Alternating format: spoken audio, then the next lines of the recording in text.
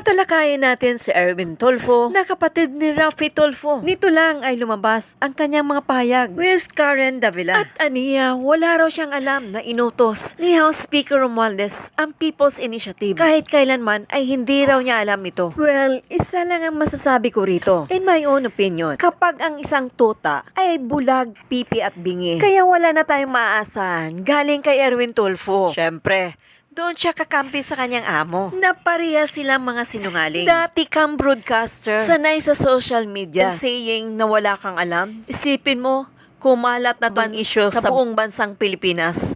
Tapos sabihin mong wala kang alam. First, with the alleged timeline that was released, Kabataan Party List Representative Raul Manuel released this timeline that supposedly shows that the lower house's target to amend the Constitution is within the year, to be announced supposedly 2 weeks ahead of the President's SONA, and they claim that this timeline actually came from a congressman's source. So it's within Congress. So who's that congressman's source, Ms. Karen? I would like to ask my colleague na Congressman Manuel, sino po yung congressman na yun para makausap? Because as far as I can recall, Ms. Karen, before last December, there was no instruction from the Speaker na trabahuin ninyo itong People's Initiative, the signature campaign. Napag-uusapan ng mga congressman. There were meetings by House leaders and political party leaders. Pero I was in those meetings and wala namang instruction na sinasabing Speaker na bandaliin ninyo, pirmahan ninyo, you go to your constituents, etc., etc.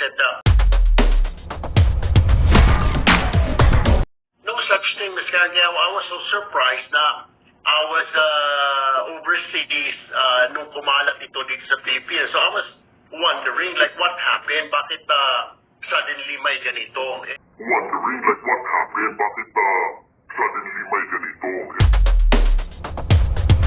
And true enough, wala naman, I don't know kung saan nila nakuha. Kasi yesterday when I was interviewed by TV reporters and true enough, wala naman, I don't know kung saan. No such thing, Ms. Kahiya. I was so surprised. I was so surprised na I was overseas nung kumalat ito dito sa Philippines. So I was wondering like what happened, bakit suddenly may ganito.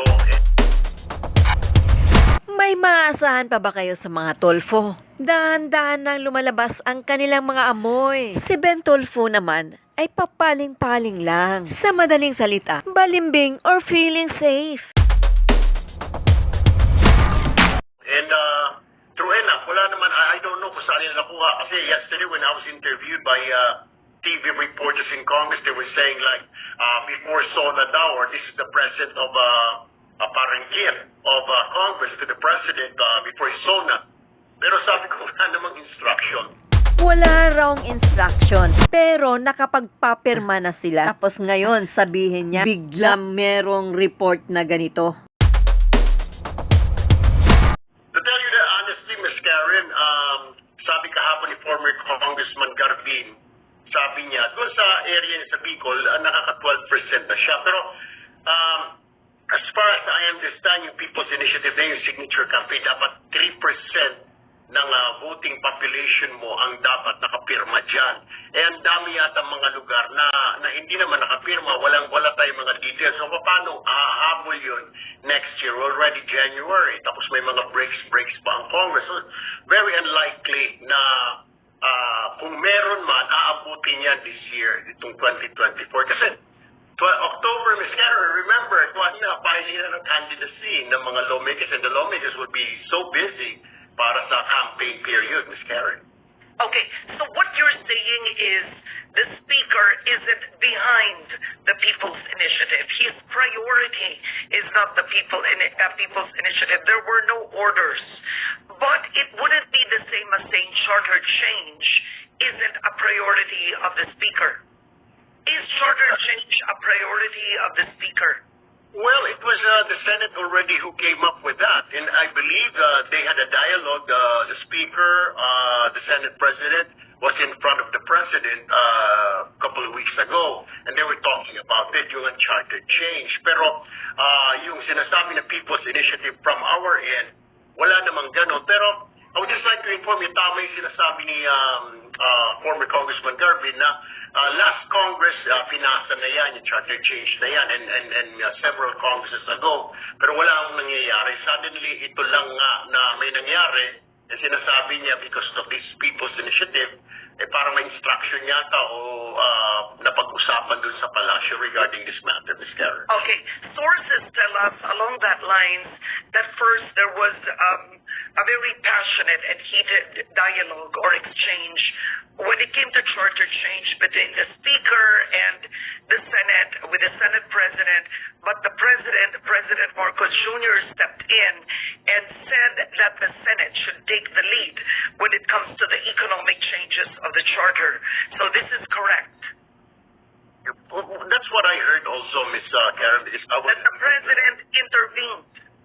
Yeah, kasi there's a lot of priorities right now. There's the Speaker, may mga instructions sa Pangulo sa Speaker, a lot of bills that has to be passed, Ms. Karen. So, ang daming problema. Tapos, napapansin mo naman siguro, napapanatan ngayon ang Congress. So, the hands of the people in Congress are full. Yung kanyang media team, yung kanyang social media team, yung staff ni Speaker. So, ika nga, right now, what I can say, all hands on deck. Pero, because of the fact na maraming ang problema, parang hindi naman yan priority yung People's Initiative. Take note, hindi raw priority ang People's Initiative ng Presidente. Or you might say, hindi kayo nakalusot dahil bantay sa lakay na ang taong bayan laban sa inyo. Ang ginawa nyo, trial and error. Kung makalusot, go. Pag hindi, sorry na lang. Yan ang ginawa nyo. Gumawa kayo ng experiment sa taong bayan para sa inyong mga motibo. Kung meron man, siguro initiative na ng mga individual lawmakers yun, Ms. Karen. Oo. We know there are three ways to change the charter, di ba, Irwin? So you have the Constituent Assembly, Constitutional Convention, and People's Initiative. The Senate right now has announced that if there will be changes, it will be through a Constituent Assembly. So nangangahulugan ba that the Speaker or the majority of the lawmakers in the lower house also prefer a Constituent Assembly? Separate voting, but a Constituent Assembly.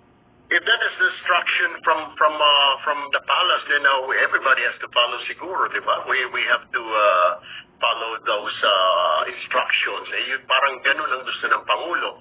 Pero let us not forget also na may gumagalaw na group, yung grupong Pirma. Sabi nga kahapon ni isa sa mga movement, former Congressman Garvin, na we will continue this signature campaign. With or without approval, we will continue to do this. Pero ang balita ko lang, Karen, hindi pa sila umaabot sa ganon sa signatures.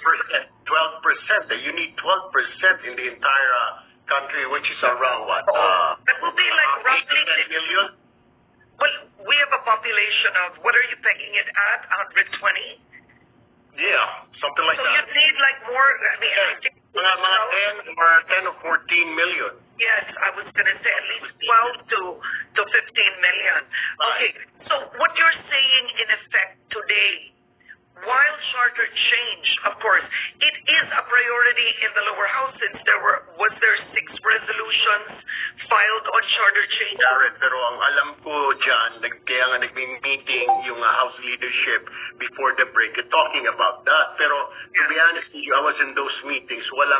Ang bottom line is, wala naman siyang instruction na bilisan natin, gawin natin, brasuhin natin. There's no such thing, Ms. Karen. Napapag-uusapan niya People's Initiative. Kasi alam din namin, the Senate is gumagalaw yung Senate. They're doing something in the Senate. Oo. So, you have your colleagues, the Makabayan Coalition in the lower house that's composed of Kabataan, teachers, Gabriela. They filed a resolution to investigate the alleged signature buying in the effort for the People's Initiative. Congressman Ed Seligman claims that a few mayors mayors actually got money, returned the money that were meant to pay 100 pesos per constituent to sign, right?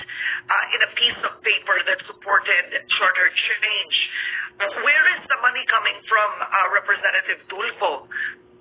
I wish, Karen, I can tell you na there is such a thing na binigyan yung mga lawmakers and then the lawmakers gave it to their ika nga ally ng mga mayors. Pero wala ho ako naririnig nung mag-break ho kami. There is no such thing. Kaya hindi ko nga malaman kung saan po nakuha ni Congressman Lagman. Even yung kahapon na nagpa-press ko si dating Congressman Garvin, na siya yung chairman ng Committee on Constitutional Amendments, he was saying like, wala namang ganon.